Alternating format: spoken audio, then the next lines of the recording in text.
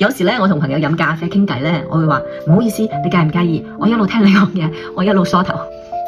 頭先喺深灣遊艇會結束咗一個長輩嘅生日會，咁啊好多人見到我依家個氣色啊，嗰個髮量啊都好羨慕，咁所以咧翻咗嚟之後就即刻想同大家錄一篇關於頭髮嘅養護。咁其實咧我已經洗嗰種好偏中藥性嘅洗頭水好多年㗎啦，包括洗頭嘅番梘啦，我盡量係好少用化學添加劑嘅嘢。咁另外我就真係堅持梳頭都4年幾啦，呢個梳咧我哋係出咗幾耐，我就堅持用咗幾耐。呢個梳咧我係隨身帶嘅。其實梳頭咧係好簡單，我哋叫5線梳頭法，中間呢一條線你就咁樣不停刮向後梳，梳到唔通嘅地方咧你就梳多幾下。如果太痛咧你就唔好諗住我今日一定要梳通佢，太痛你都堅持唔到嘅。跟住呢度係一條線，前後咁樣梳通佢，3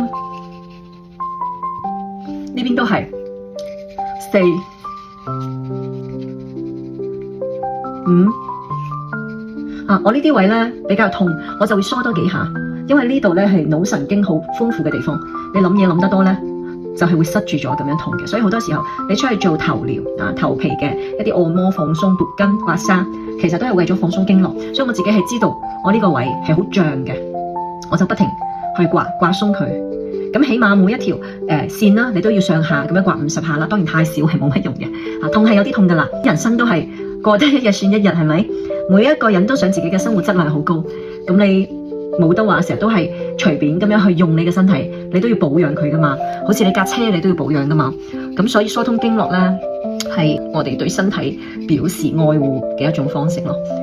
你兩邊嘅痛點唔同係正常嘅。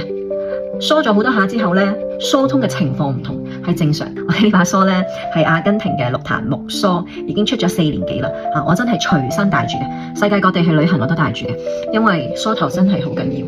你梳頭咧會聽到啲結節嘅聲嘅，如果你長期唔梳，濕得仲勁。我其實2-3日唔梳，嗰啲結節嘅聲咧就係好勁㗎啦。真係每日咧你都梳一梳通，係一個零成本嘅一個非常好嘅保養頭髮、保養皮膚嘅方式。你仲可以自己發揮㗎，經絡你都可以咁樣梳㗎，就係刮嗰啲經絡咯。其實你喺出邊洗頭做頭皮按摩，唔一定有呢把梳舒服嘅。按摩梳咧，你可以自己就力，幾大力、幾細力，梳幾耐，邊度有結節，你可以去梳通佢㗎嘛。